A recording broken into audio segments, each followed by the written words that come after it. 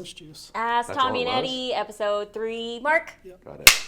Oh, golly, that is loud. Hey, Tommy and Eddie, the Skit guys here with Ask Tommy and Eddie, An improvisational advice column. which is neither a column nor advice. And here's the deal.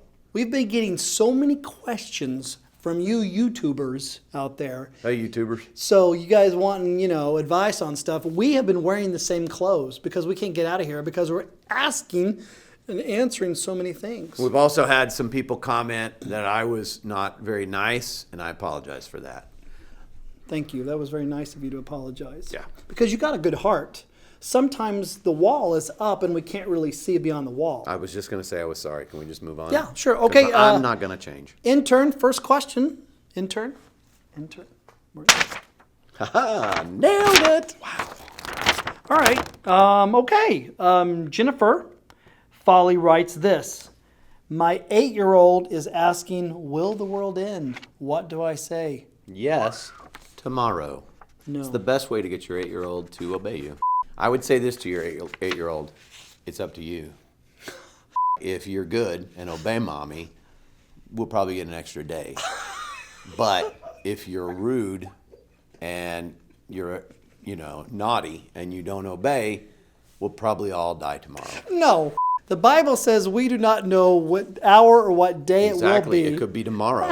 Think about for all eternity, your 8-year-old would be like, Mom, how'd you know? And you could just for all eternity be like, it was your fault.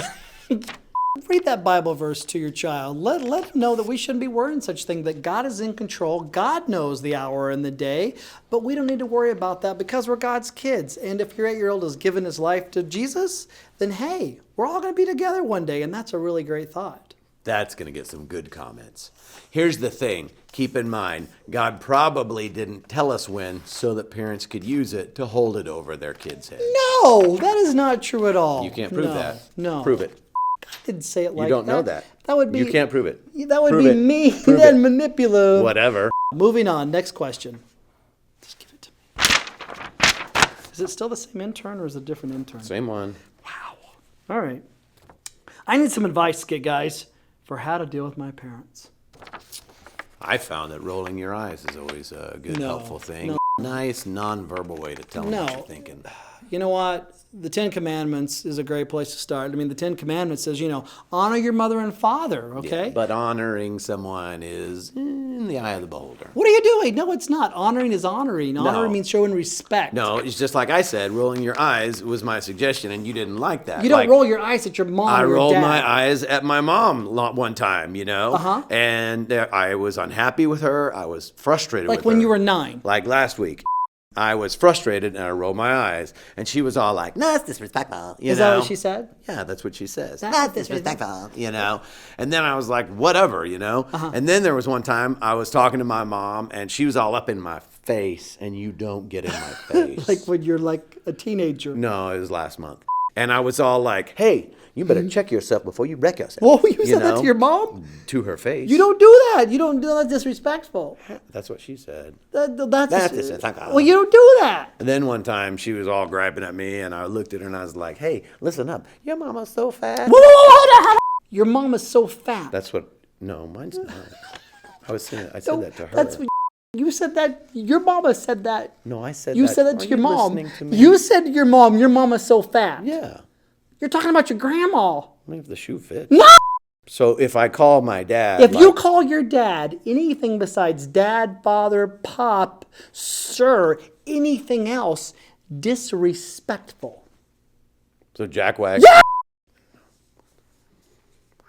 Try honoring them. Try giving them benefit of the doubt, which is undeserved favor. Show them grace a little bit. They were teenagers once. They were just like you once. They were cool until you sucked the cool right out of them. That's true. That's what kids do. Yeah, you do that, See if there's a way where you can even just sit down and talk to them and go, hey, this is what I'm feeling, and see what they say back, all right? Or just roll your eyes at them. Don't roll your eyes. Show a little bit of respect.